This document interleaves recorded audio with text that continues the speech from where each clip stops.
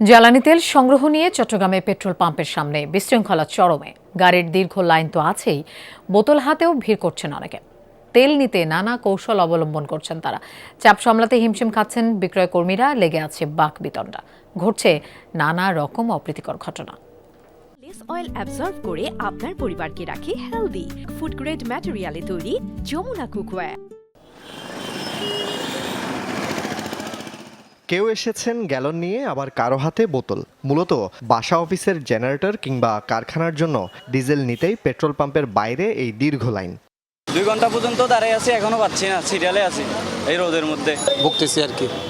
আসলে হয়তো 50 লিটারের জন্য আসলে 30 লিটার 25 লিটার দেয়। লাইন দাঁড়িয়ে থাকা আমাদের আর বরদাস্ত করা যাচ্ছে না। 2 ঘন্টা যদি জেনারেটর চলে তাহলে 20 লিটার করে জায়গা তো আমাদের আজকে এসে আবার সিরিয়াল ধরা লাগে। কোনো জায়গায় ডিজেল নাই, আমি অনেক কষ্ট করে সিরিয়াল ধরে লাইনে দাঁড়াই, তারপর আমি ডিজেলগুলো নিতে পারছি।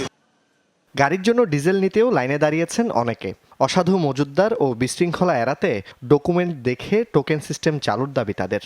সিরিয়াল গাড়ির বহুত, ওই জন্য এখন সিরিয়াল ধরে সকাল 2 ঘন্টা, তারপর বোতল নিয়ে 2 ঘন্টা ধরে দাঁড়াই আছি। তেলগুলোতে কোনো ডকুমেন্ট চাই না, কার কি প্রয়োজন, কি কারণে তেল নেই এগুলো চাইতেছে না। আসলে আপনি 20 লিটার জায়গায় 10 লিটার দিতেছে তেল। অনেকে তো মনে করেন নিয়ে অন্য জায়গায় হয়তো ওই পাচার করে, আছে ওই ধরনের দুষ্কৃতকারী মানুষ আছে তো এই ধরনের। এরা সিস্টেম দিতেছে শুধু সিরিয়ালে, ডকুমেন্ট এটাও দেখতেছে না। এরা দেখতেছে মানে কি সিরিয়াল বা সিরিয়াল। এদিকে অকটেনের জন্য গাড়ির দীর্ঘ লাইন চট্টগ্রামের পেট্রোল পাম্পগুলোতে। কেউ 2-3 ঘন্টা ধরে, আবার কারো অপেক্ষা তারও আগে থেকে। ডিপো থেকে সরবরাহ না থাকায় বন্ধ চট্টগ্রামের অনেক পেট্রোল পাম্প। যেগুলো খোলা রয়েছে সেখানেও জ্বালানি সরবরাহ শেষ হয়ে যাচ্ছে কয়েক ঘন্টার মধ্যেই। ফলে তেল নিতে একাধিক পাম্পে ঘুরতে হচ্ছে গ্রাহকদের। আমি একজন স্কুল টিচার, আজকে স্কুল বন্ধ, সেজন্য হয়তো বা লাইনে দাঁড়াতে পারছি। প্রায় 3 ঘন্টা এখানে দাঁড়িয়ে আছি। 3 ঘন্টা পরে এখন সিরিয়াল পাইছি। তো আমার ব্যবসার জন্য আরও নিয়ম করে দিচ্ছে। 8টা বাজে আসলাম, এই 12টা বেজে গেছে। যে হ্যাসেলটা হচ্ছে রোদের মধ্যে, অনেক কষ্ট হয়ে যাচ্ছে।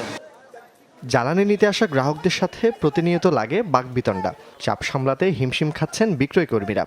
ম্যানেজার সাহেব কিছু বলতেছো না, হাও না না না, এর কর্মচারী এখন আমাদেরকে টেক্কা বাইর করে দিয়েছে। বুঝে উঠতে পারতেছি না তো ওরা কি করতেছে। অনেকে হয়তো বাইরে গাড়ি আছে, ডিজেল তো দিতে হবে গ্যালনে, নাহলে তো কোনো ওয়ে নেই, নো ওয়ে। এভাবে যেভাবে এই সামাল দেওয়া যায় চেষ্টা করতেছি মোটামুটি। জোবায়েদ ইবনে শাহাদাত, যমুনা নিউজ, চট্টগ্রাম।